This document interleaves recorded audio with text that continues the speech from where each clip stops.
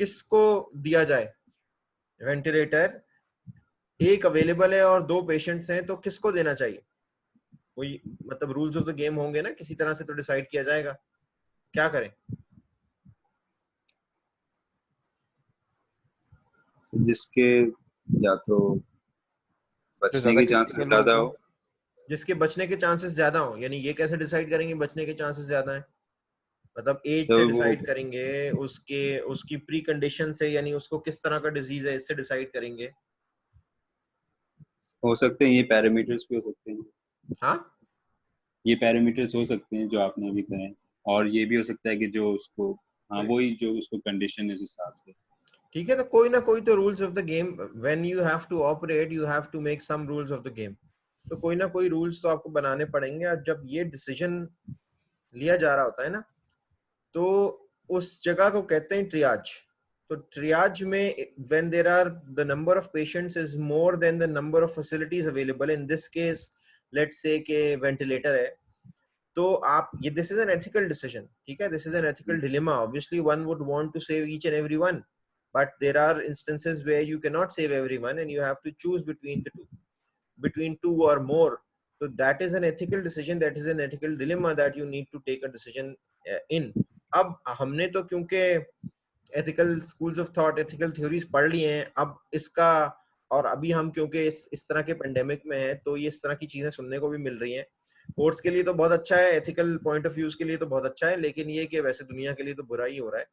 लेकिन अल्लाह बेहतर करेगा इंशाल्लाह। लेकिन ये कि इसमें जो लर्निंग है हमारे लिए वो ये है कि हमें ये देखना है कि जी when it comes to information system, when it comes to, हमने पहले भी बात की है, when it comes to self driving cars, what are the ethical dilemmas that we can face while we are dealing with the issue of self driving cars?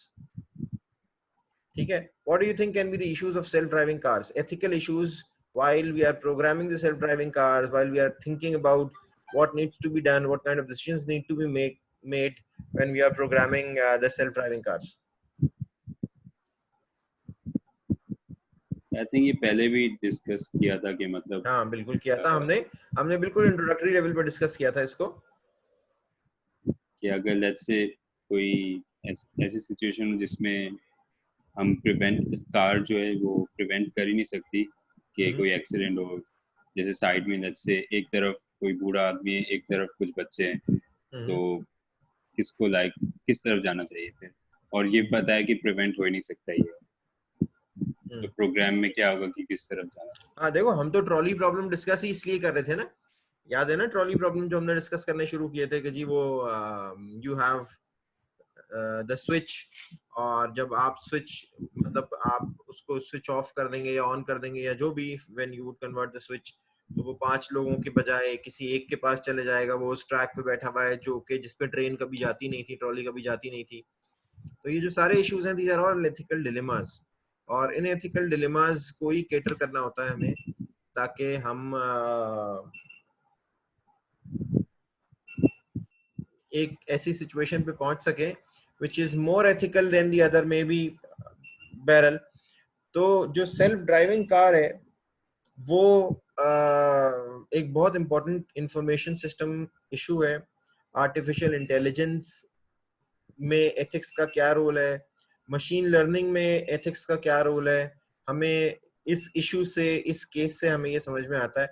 मैं एक video दिखाता हूँ आप लोगों को, ठीक है, और हमने 2 वीडियोस देखेंगे आज जरा से, और फिर इस इशू को और डिस्कस करते हैं डिटेल्स में, ठीक है? ठीक है, जरा रिस्पॉन्ड करोगे ना तो अच्छा रहेगा। आप रिस्पॉन्ड तो जरा माइक पे, मुझे अपनी शक्ल देख के एक अजीब ही लगता है कुछ।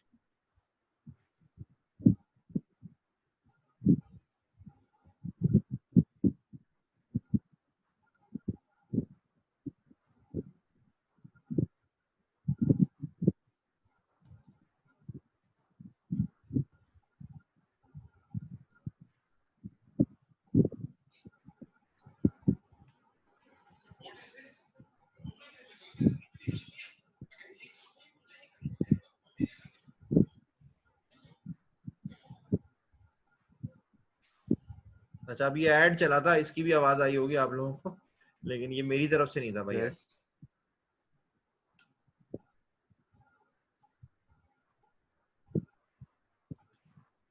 ठीक है, रेडी? आपको शुरू करूं? कर दें सर? जरा गौर से देखना।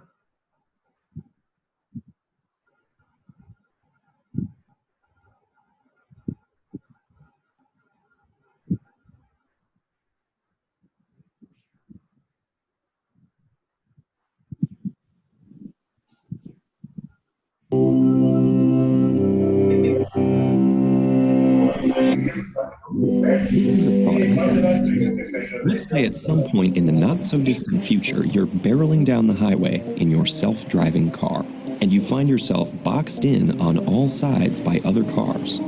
Suddenly, a large, heavy object falls off the truck in front of you. Your car can't stop in time to avoid the collision, so it needs to make a decision. Go straight and hit the object, swerve left into an SUV, or swerve right into a motorcycle. Should it prioritize your safety by hitting the motorcycle? Say at some point in the not so distant future, you're barreling down the highway in your self driving car, and you find yourself boxed in on all sides by other cars. Suddenly, a large, heavy object falls off the truck in front of you. Your car can't stop in time to avoid the collision, so it needs to make a decision. Go straight and hit the object, swerve left into an SUV, or swerve right into a motorcycle. Should it prioritize your safety by hitting the motorcycle? Minimize danger to others by not swerving, even if it means hitting the large object and sacrificing your life? Or take the middle ground by hitting the SUV, which has a high passenger safety rating? So what should the self-driving car do?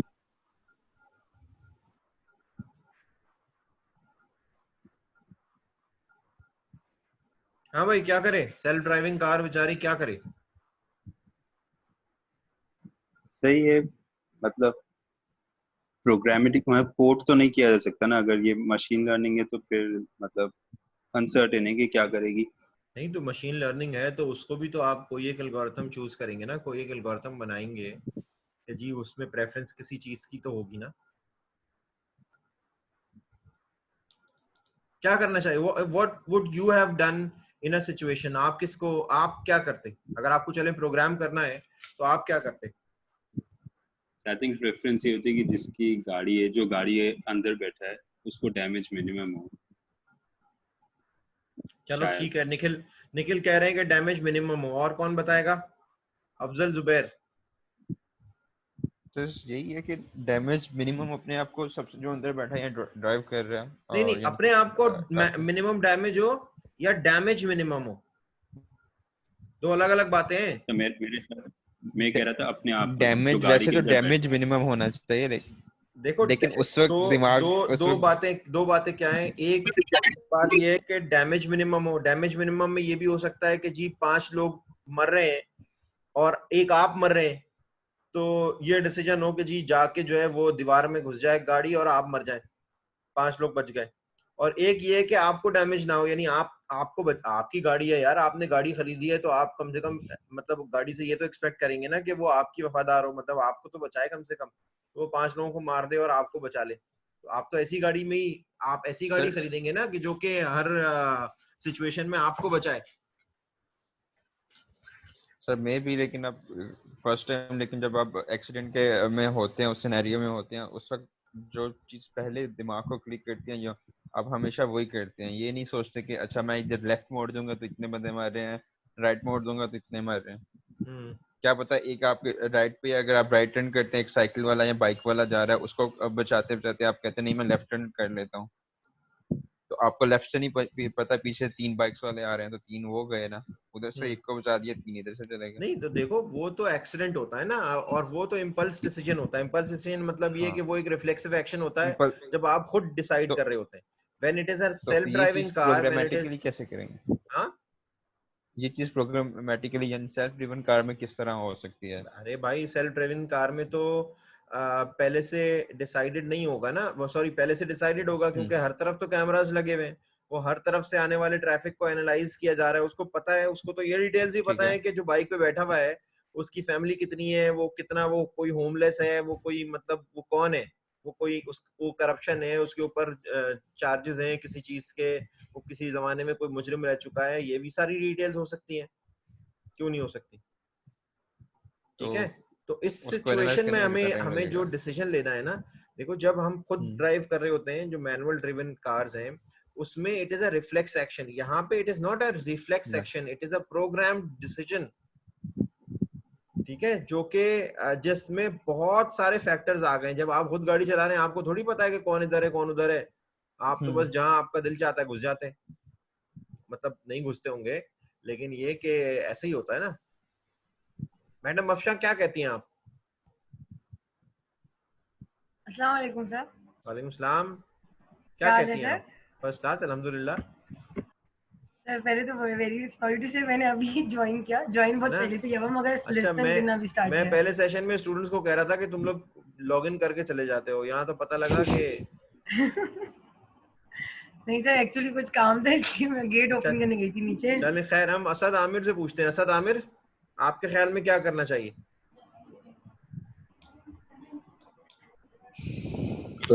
I think left में SUV की तरफ turn करना चाहिए. क्या करना चाहिए? Sir left SUV की तरफ, सर वहाँ पे मिनिमम एसयूवी की डैमेज तरफ. है. यानी तुम्हारा पॉइंट ऑफ व्यू ये है कि हमें हार्म को मिनिमाइज करना चाहिए. Yes sir. ठीक है, अब एसयूवी में चांसेस ये है कि जी जो गाड़ी में बैठा है शायद वो बच जाए, शायद आप भी क्योंकि गाड़ी में बैठे हैं तो इसलिए आप भी बच जाए. तो हार्म को मिनिमाइज करना चाहिए. ठीक है, चलो ठीक है, गुड इनफ. जरी अली, आज भी तुम लेट आए हो, तुम बताओ क्या करें?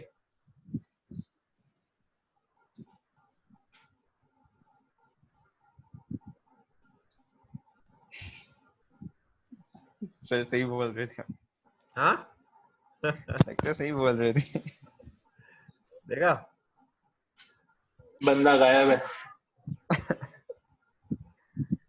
अच्छा Mohsin.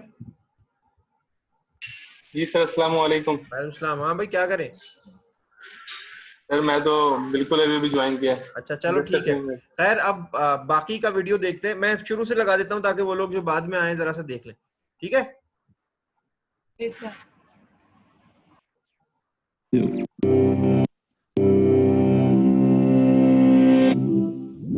This is a thought experiment. Let's say at some point in the not-so-distant future, you're barreling down the highway in your self-driving car, and you find yourself boxed in on all sides by other cars. Suddenly, a large, heavy object falls off the truck in front of you. Your car can't stop in time to avoid the collision, so it needs to make a decision. Go straight and hit the object, swerve left into an SUV, or swerve right into a motorcycle. Should it prioritize your safety by hitting the motorcycle, minimize danger to others by not swerving, even if it means hitting the large object and sacrificing your life, or take the middle ground by hitting the SUV, which has a high passenger safety rating? So what should the self-driving car do? If we were driving that boxed-in car in manual mode, whichever way we'd react would be understood as just that, a reaction, not a deliberate decision. It would be an instinctual, panicked move with no forethought or malice.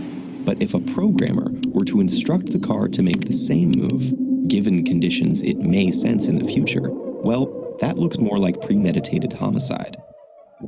Now, to be fair, self-driving cars are predicted to dramatically reduce traffic accidents and fatalities by removing human error from the driving equation. Plus, there may be all sorts of other benefits: eased road congestion, decreased harmful emissions, and minimized unproductive and stressful driving time. But accidents can and will still happen, and when they do, their outcomes may be determined months or years in advance by programmers or policymakers. And they'll have some difficult decisions to make. It's tempting to offer up general decision-making principles like minimize harm, but even that quickly leads to morally murky decisions. For example, let's say we have the same initial setup, but now there's a motorcyclist wearing a helmet to your left and another one without a helmet to your right. Which one should your robot car crash into? If you say the biker with the helmet because she's more likely to survive, then aren't you penalizing the responsible motorist? If instead you say the biker without the helmet because he's acting irresponsibly, then you've gone way beyond the initial design principle about minimizing harm, and the robot car is now meting out street justice. The ethical considerations get more complicated here. In both of our scenarios, the underlying design is functioning as a targeting algorithm of sorts. In other words, it's systematically favoring or discriminating against a certain type of object to crash into. And the owners of the target vehicles will suffer the negative consequences of this algorithm through no fault of their own. Our new technologies are opening up many other novel ethical dilemmas. For instance, if you had to choose between a car that would always save as many lives as possible in an accident, or one that would save you at any cost, which would you buy?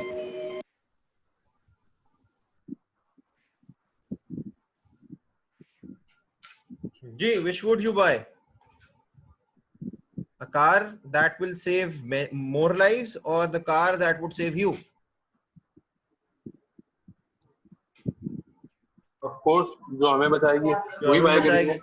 बस फिर तो सारा जो premise था कि जो self driving cars हैं वो हार्म को मिनिमाइज करेंगी, वो तो प्रीमाइस ही खत्म हो गया ना जब आपने अपने लिए बचाने के लिए बना दी गाड़ी, या नहीं हुआ? सर तो फिर इसका एक ही हल है कि मतलब आपके सब लोग या तो सेल्फ ड्राइविंग कार्स ही चलाएं या कोई भी नहीं चलाए। अच्छा, या तो सब चलाए या कोई भी नहीं चलाए। अच्छा, इस पे भी पता है अपना निखिल, इस पे भी एक बड़ा इंटरेस्टिंग स्टेटिस्टिक है। अब मैं इसका एक दूसरा वीडियो दिखाऊंगा तुम्हें अभी थोड़ी देर में, 5 मिनट में। उसमें देखना एक बड़ा जबरदस्त स्टेटिस्टिक है, और एक वेबसाइट है मॉरल मशीन की, शायद तुम लोगों में से किसी ने देखी भी हो, ठीक है, जो कि एक MIT का प्रोफेसर है, उसी का बेसिकली लेक्चर कह रहा हूँ, एक टॉक है छोटी सी, उसको जरा सा हमें देखना है। तो ये एक बड़ा इंपॉर्टेंट, बड़ा क्रिटिकल डिसीजन है कि आप मतलब how do you wish to contribute, ठीक है। तो हर आदमी अगर वही गाड़ी ले ले जो कि ज्यादा is more likely to save him और हर इन एक्सीडेंट, तो फिर तो सारा काम हो ही उल्टा गया। वही ना सर, प्रेफरेंस की बात है कि प्रेफरेंस टॉप प्रायोरिटी है कि पहले मेरी जान बचे, फिर ये है कि अगर दूसरों की बच सकती है तो हर आदमी की टॉप प्रायोरिटी यही होगी कि मेरी जान बचे। एग्जैक्टली है सर। मैं अगर पैसे खर्च करके गाड़ी ले रहा हूँ तो गाड़ी में इसलिए ले रहा हूँ ना कि मुझे कंफर्ट ड्राइव मिले, कंफर्ट ड्राइव मिले और साथ साथ मुझे है ना मुझे बचाए। ये तो नहीं लूंगा कि भाई दूसरों को बचाते रहे मैं भले मर जाऊं। बिल्कुल सही बात है। चलो आओ इसको पूरा देखें। What happens if the cars start analyzing and factoring? If you had to choose between a car that would always save as many lives as possible in an accident, or one that would save you at any cost, which would you buy? What happens if the cars start analyzing and factoring in the passengers of the cars and the particulars of their lives? Could it be the case that a random decision is still better than a predetermined one designed to minimize harm? And who should be making all of these decisions anyhow? Programmers? Companies? Governments? Reality may not play out exactly like our thought experiments, but that's not the point. They're designed to isolate and stress test our intuitions on ethics, just like science experiments do for the physical world. Spotting these moral hairpin turns now will help us maneuver the unfamiliar road of technology ethics and allow us to cruise confidently and conscientiously into our brave new future.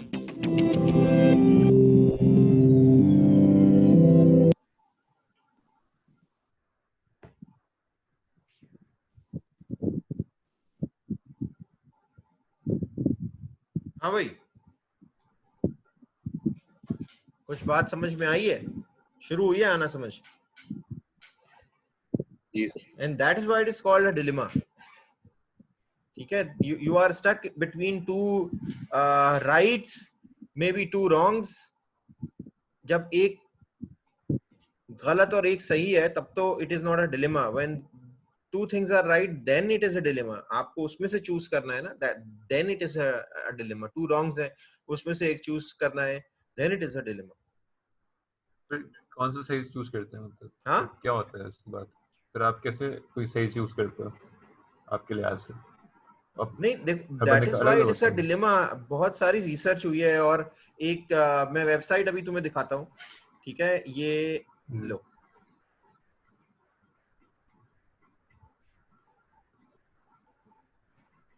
ये है moral machine, moralmachine.mit.edu। Home पे चलते हैं इसके जरा, judging के लिए इन्होंने बहुत सारे सिनेरियोज जो हैं नजर आ रही है ना? जी सर। इन्होंने बहुत सारे सिनेरियोज बनाए हैं,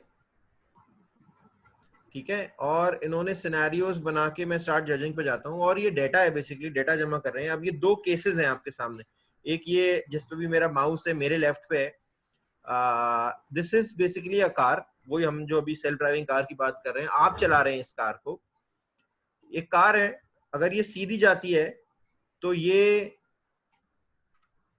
इसका डिस्क्रिप्शन पढ़ लेते हैं। The self-driving car sudden brake failure will continue ahead and drive through a pedestrian crossing ahead. This will result in dead, 2 babies, 1 large woman, 1 dog. मतलब ये women, 2 babies और 1 dog. अगर ये ब्रेक फेल हो गए, इसके सीधी जाती है, तो इनको ये मर जाएंगे, ठीक है। अच्छा, अब दूसरी पॉसिबिलिटी क्या है? In this case, the self-driving car with sudden brake failure will swerve and drive through a pedestrian crossing in the other lane. This will result in dead, 2 babies, 1 large woman. अब या तो अगर आप self driving car है ये, या मुड़ सकती है इस तरफ, ठीक है, और अब बस सिर्फ एक कुत्ता बच जाएगा, ठीक है। तो इन दोनों में से कौन सा सिनेरियो आप ज्यादा प्रेफर करेंगे? कुत्ता नहीं मर रहा। हाँ, जिसमें कुत्ता नहीं मर रहा। सर जिसमें कुत्ता नहीं मर रहा, एनिमल वेलफेयर सोसाइटी सर, है ना, जिसमें कुत्ता नहीं मर रहा, जी सर। मतलब बचा सकते हैं कुत्ते को तो बचा लिया आपने। आपने जो नेचुरल कोर्स था गाड़ी का जो सीधी जा रही थी, आपने ये प्रेफर किया कि जी वो राइट जाएगी, और कुत्ते को बचाने के लिए आप इनको मार देंगे। ये तो वैसे भी मर ही रहे, ठीक है। तो मैं इस पे क्लिक कर देता हूँ, मारेंगे केएमसी वाले मार देंगे, ठीक है। अच्छा चलो, मैंने मैंने इस पे क्लिक कर दिया।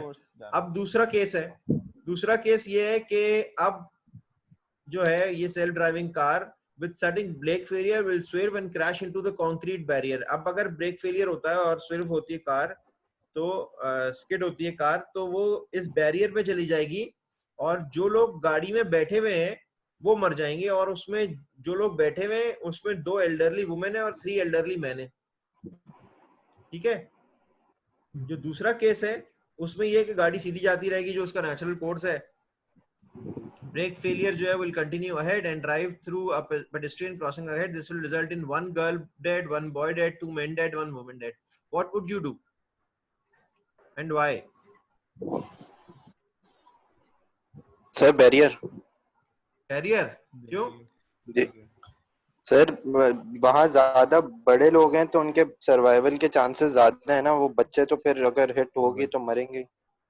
अच्छा, बड़े लोगों यानी जिनके और कोई इस हवाले से कुछ कहना सर चाह रहा वैसे है? ही कुछ सर वो गाड़ी वैसे ही कुछ दिनों में मतलब वफात पा जाएंगे, तो इससे अच्छे बच्चों को बचा दें। अच्छा, वैसे ही कुछ दिनों में निकल लेंगे तो बच्चों को बचा लें। गाड़ी में सेफ्टी भी तो हो सकती है, एयर बैग्स वगैरह, तो चांसेस हैं शायद। नहीं तो ये जो सारा कोरोना वायरस के हवाले से चल रहा है कि भाई ये ज्यादा इफेक्ट जो करता है वो उस पर्टिकुलर एज ब्रैकेट के लोगों को करता है, तो फिर होने दें, ठीक है, कोई मसला नहीं है। इतनी इकोनॉमी का लॉस क्यों बर्दाश्त कर रही है ये पूरी दुनिया, ठीक है। बस फिर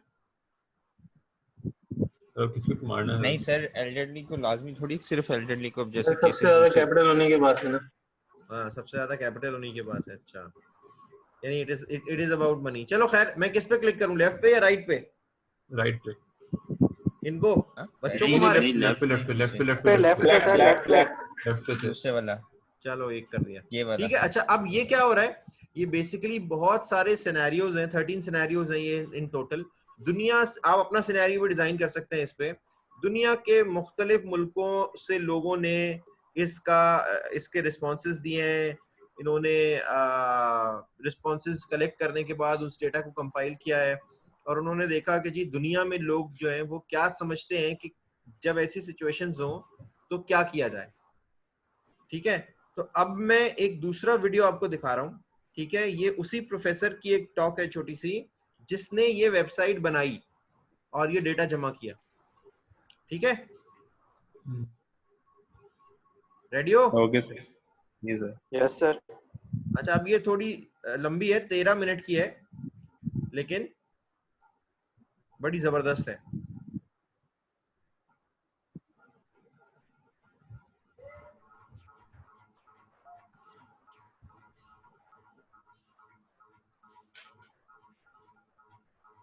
Today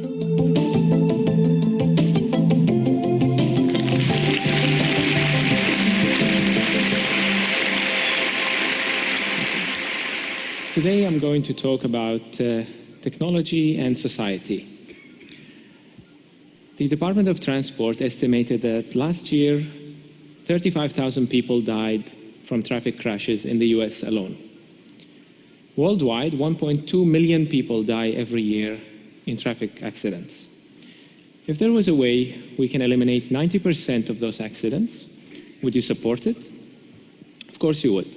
This is what driverless car technology promises to achieve by eliminating the main source of accidents, human error. Now picture yourself in a driverless car in the year 2030, sitting back and watching this vintage TEDx Cambridge video. All of a sudden, the car experiences mechanical failure and is unable to stop. If the car continues, it will crash into a bunch of pedestrians crossing the street, but the car may swerve, hitting one bystander, killing them to save the pedestrians. What should the car do, and who should decide? What if instead the car could swerve into a wall, crashing and killing you, the passenger, in order to save those pedestrians? This scenario is inspired by the trolley problem, which was invented by philosophers a few decades ago to think about ethics. Now, the way we think about this problem matters. We may, for example, not think about it at all. We may say this scenario is unrealistic, incredibly unlikely, or just silly. But I think this criticism misses the point because it takes the scenario too literally. Of course, no accident is going to look like this.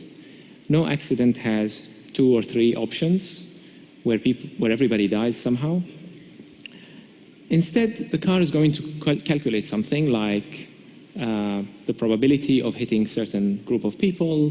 If you swerve one direction versus another direction, you might slightly increase the risk to passengers or other drivers versus pedestrians. It's going to be a more complex calculation, but it's still going to involve trade-offs. And trade-offs often require ethics. We might say then, well, let's not worry about this. Let's wait until the technology is fully ready and 100% safe. Suppose that we can indeed eliminate 90% of those accidents, or even 99% in the next 10 years. What if eliminating the last 1% of accidents requires 50 more years of research? Should we not adopt the technology? That's 60 million people dead in car accidents if we maintain the current rate. So the point is, waiting for full safety is also a choice, and it also involves trade-offs. Now, people online, on social media, have been coming up with all sorts of ways to not think about this problem.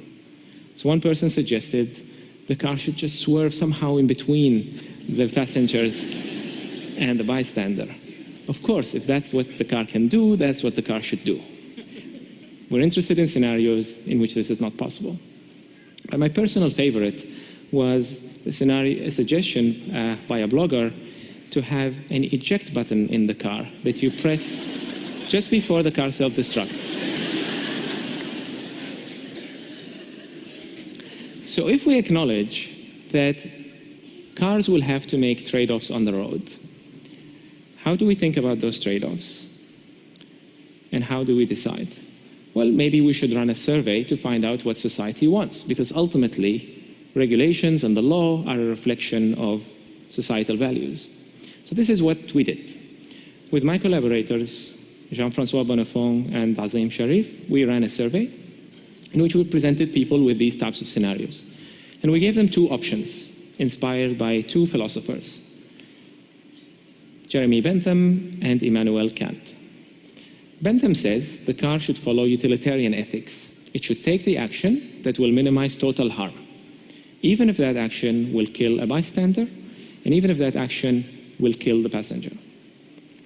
Immanuel Kant says the car should follow duty-bound principles. like thou shalt not kill. So you should not take an action that explicitly harms a human being, and you should let the car take its course, even if that's going to harm more people. What do you think? Bentham or Kant? Here's what we found. Most people sided with Bentham.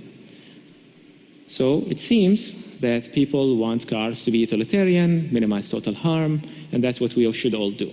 Problem solved. But there is a little catch.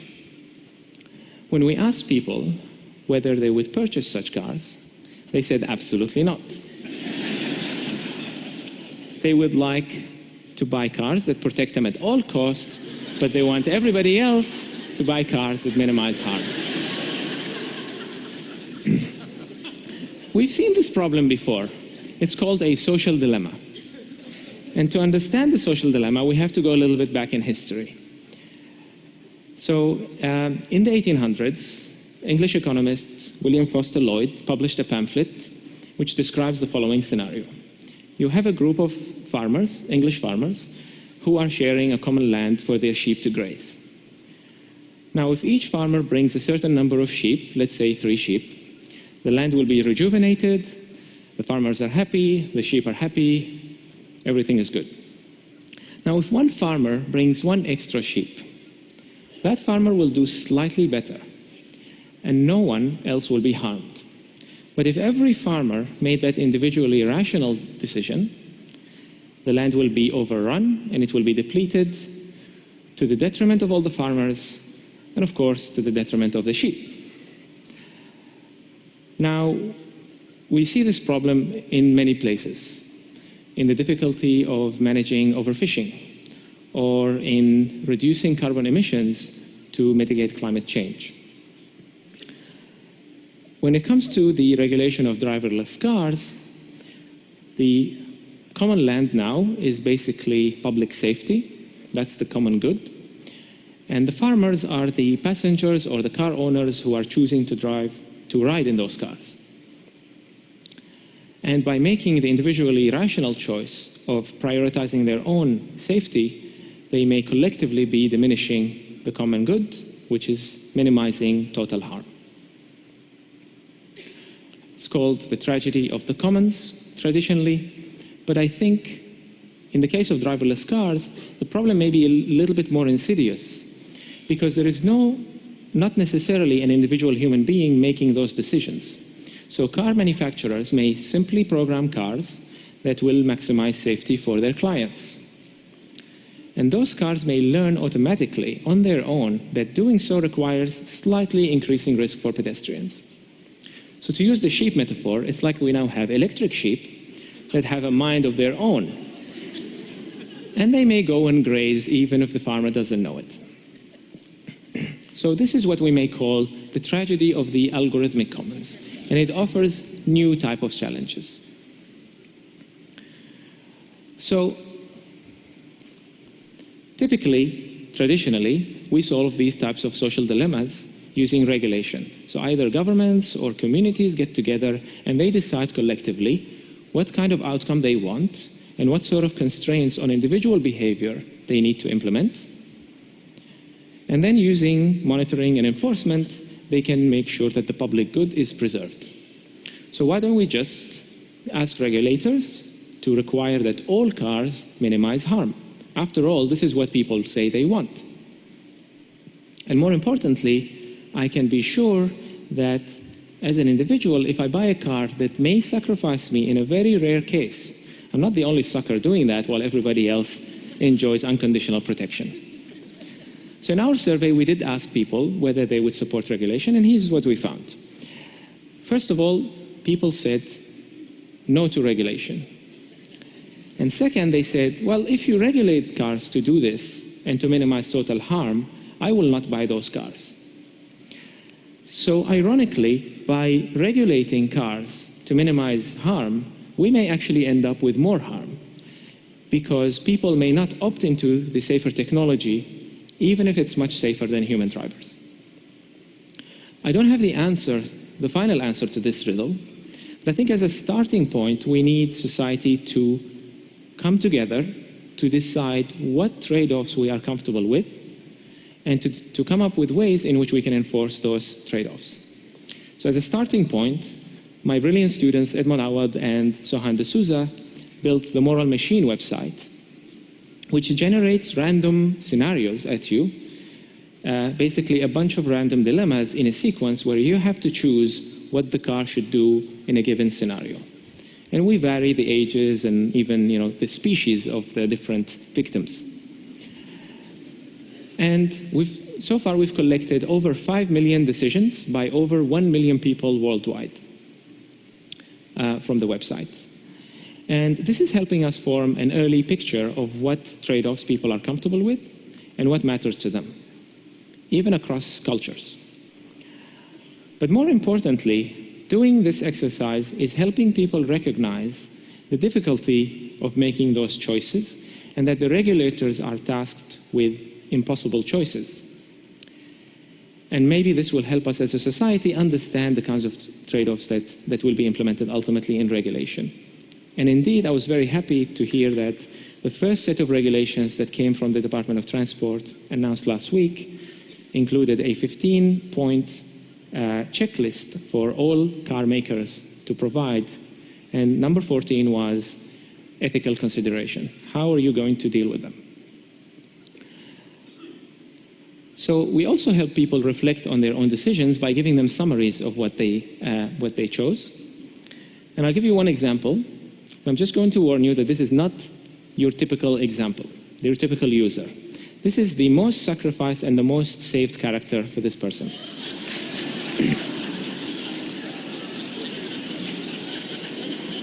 Some of you may agree with him or her, we don't know. But this person also seems to slightly prefer passengers over pedestrians in their choices, and is very happy to punish jaywalking. Okay? So let's wrap up. We started with the question, let's call it the ethical dilemma of what the car should do in a specific scenario, swerve or stay. But then we realized that the problem was a different one.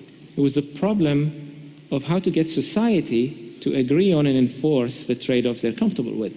It's a social dilemma. In the 1940s, Isaac Asimov wrote his famous laws of robotics, the 3 laws of robotics. A robot may not harm a human being, a robot may not disobey a human being, and a robot may not allow itself to come to harm, in this order of importance. But after 40 years or so, and after so many stories pushing these laws to the limits, Asimov introduced the 0th law, which takes precedence above all. And it's that a robot may not harm humanity as a whole. Now, I don't know what this means in the context of driverless cars or any specific situation, and I don't know how we can implement it. But I think that by recognizing that the regulation of driverless cars is not only a technological problem, but also a societal cooperation problem, I hope we can at least begin to ask the right questions. Thank you.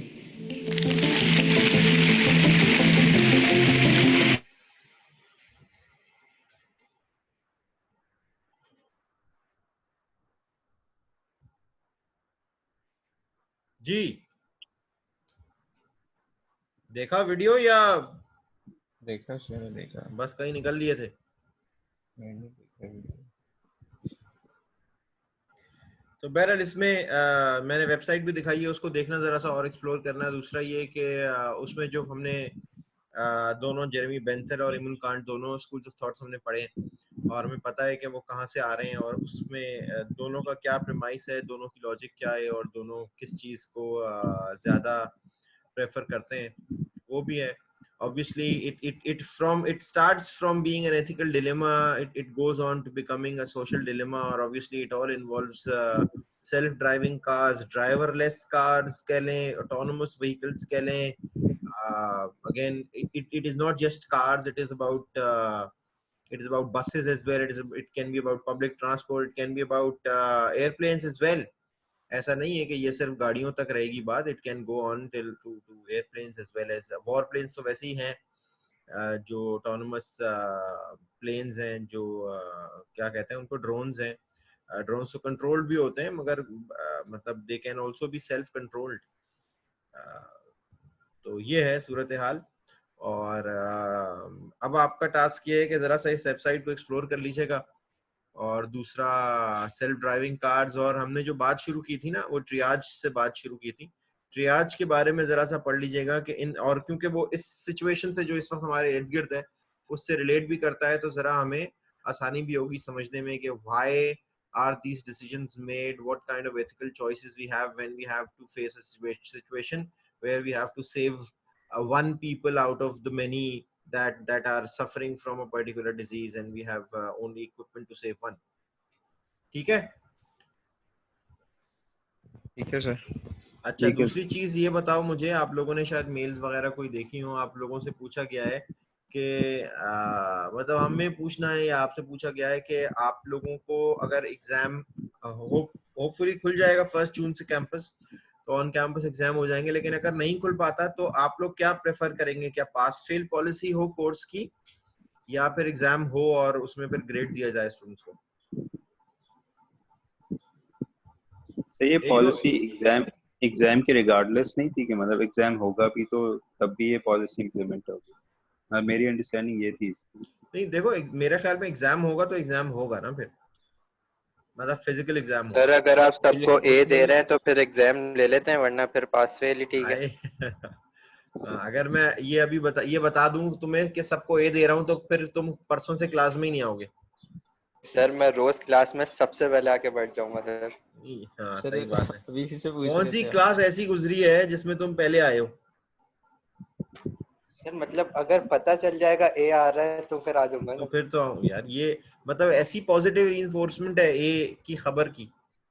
चलो अभी ना बताएं कि ए देंगे, लेकिन जब हम class सब खत्म हो जाए तो आप बता देना ए दे रहे हैं। अच्छा, तब मैं ये बता दूंगा, और अभी ना बताऊंगा। बहुत अच्छे भाई, अभी ना बताएं सर, अभी ना बताएं सर, अभी सीक्रेट है सर। अभी सीक्रेट है। चलो ठीक है, चलो खैर, तुम्हारे ख्याल में ओपिनियन क्या है? सीरियस नोट क्या होना चाहिए? ग्रेड्स ठीक रहेंगे सर। पास फेल में क्या ग्रेड नहीं आएंगे? पास फेल में बस पास हो गए, तुम्हारे जीपीए जो है वो इफेक्ट नहीं होगी तुम्हारी। सर नहीं सर, हमें देना है सर पेपर। नहीं सर, हमारा पास फेल ही सही है सर। यार फाइनल ईयर में देख लो तुम लोग, बहुत सारे स्टूडेंट्स कोर्सेज इसलिए ले रहे होते हैं कि जीपीए इंप्रूव हो जाए। अब जीपीए का इफेक्ट नहीं होगा तो फिर क्या फाइनल ईयर? सर जीपीए तभी तो इंप्रूव करनी है। इसलिए सर ठीक है, कर दे, ग्रेड्स सही रहेंगे। नहीं मैं नहीं कर रहा, ये बेसिकली एकेडमिक कमेटी डिसाइड करेगी आईबीए की, ठीक है? उसमें डॉक्टर सईद गनी है, डॉक्टर शकील खोजा है, और जो लोग हैं आपके वो डिसाइड करेंगे। मैं तो सिर्फ आपसे फीडबैक ले रहा हूँ, सो कि अगर कोई ऐसा फीडबैक मिलता है जो कि मैं समझता हूँ कि पहुंचाना चाहिए, वो मैं पहुंचा दूंगा उनको। सर दूसरा ऑप्शन एक ये हो सकता है कि आप स्टूडेंट को डिसाइड करने दें कि वो ग्रेड कौन से कोर्स में अपना पास फेल किस में पास फेल चाह रहा है या ग्रेड। फॉर एग्जांपल अगर किसी का बी ग्रेड आ रहा है तो उस पे डाल दें कि वो एक्सेप्ट कर रहा है ग्रेड, या फिर वो कहता है मुझे पास या फेल कर दो। ठीक है, चलो एक ये पॉइंट ऑफ व्यू आ गया, ये मैं बता दूंगा इंशाल्लाह। ठीक है, इसमें ना जीपीए पे कोई असर पड़ेगा, अगर कोई मतलब उसकी चॉइस आ गई ना बेसिकली। अगर वो समझ रहा है कि उसका ग्रेड ठीक है तो वो कहता है कि हाँ जीपीए दे दो, अगर नहीं तो वो कहता है कि ठीक है जी पास फेल दे दो, पास फेल कर दो। ठीक है चलो खैर देखते हैं। पास फेल में ये नॉन ग्रेड पे असर नहीं पड़ेगा, लेकिन क्रेडिट यूज हो जाएंगे उसके।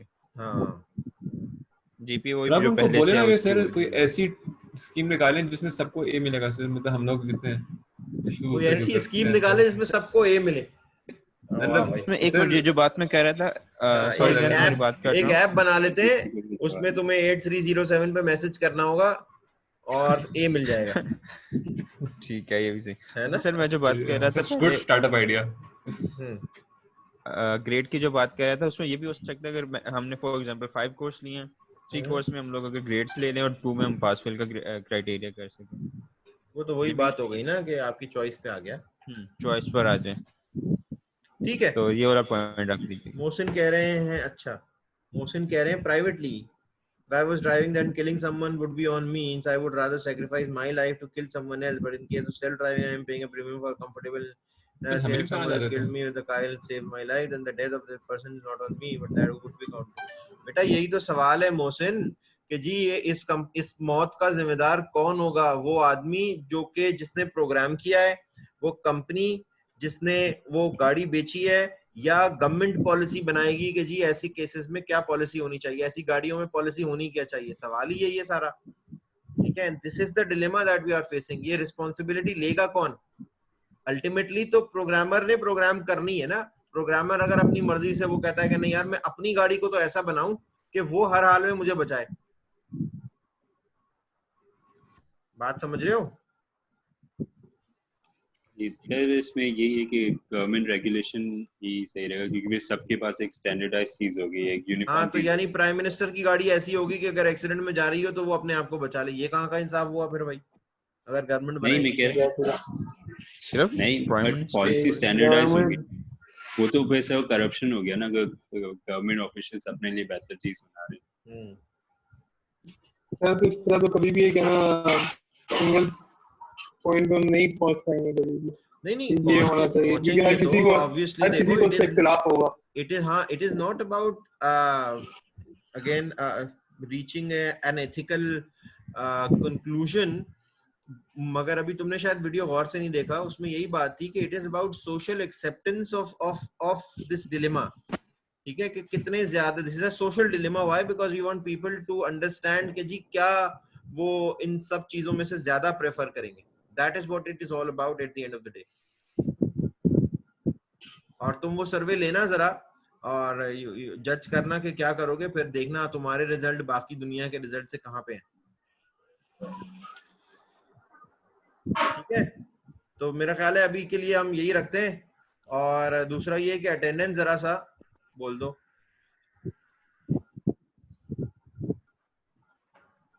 समझ रहे हो मेरी बात? अटेंडेंस। Yes sir.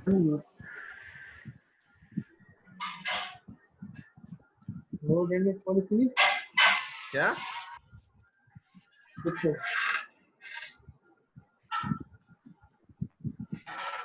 जी अच्छा, बोलना पड़ेगा, मैं कुछ देख नहीं रहा हूँ। ठीक है, अफजल जुबैर हियर सर। क्या?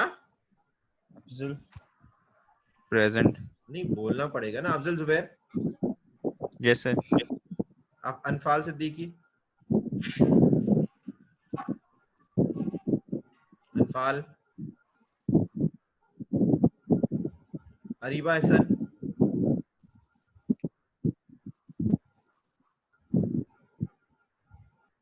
अरीबा थी तो मेरा ख्याल है। Asad Aamir. Present. Asna Tariq. Ayesha Habib. Present sir. Hasan Zafar. Hasan Zafar. Maria Tanveer. Maryam Abbas. Present. जेरी Ali. Present sir. Mohsin Raza. Present sir. Mohammad Ali. Mohammad Anas.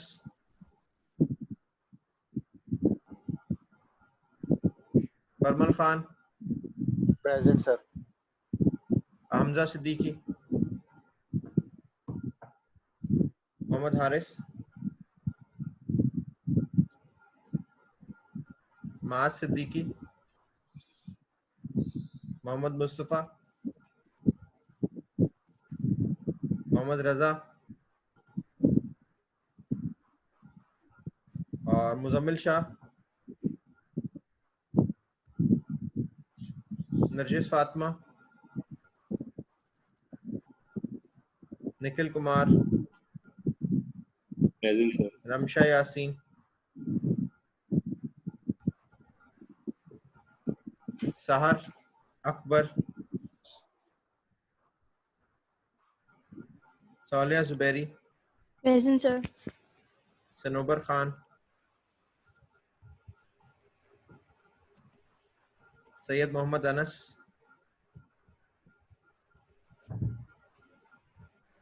Talat Zubair. Zain Raza. Junair. अच्छा, जुनैर ने कहा सबसे पहले था कि वो आ जाएगा। अच्छा, ये जोबिया सलमान भी मुझे नजर आ रही। प्रॉब्लम होगी जी, जोबिया भी थी। नहीं थी, नहीं है, अभी भी है।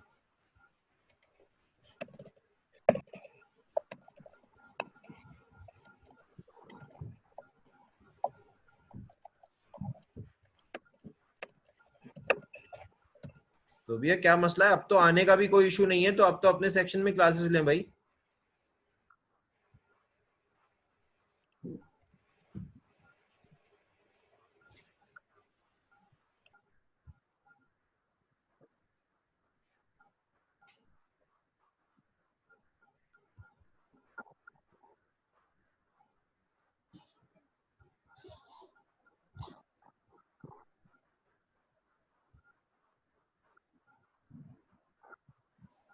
ठीक है, तो परसों मिलते हैं इंशाल्लाह। ठीक है, कोशिश करना ये वेबसाइट और ट्रियाज के बारे में मैंने कहा है, जरा सा कुछ एक्सप्लोर करना है उसको। शेख का नाम क्या था? ठीक है, अल्लाह हाफिज। अल्लाह हाफिज सर। अल्लाह हाफिज सर।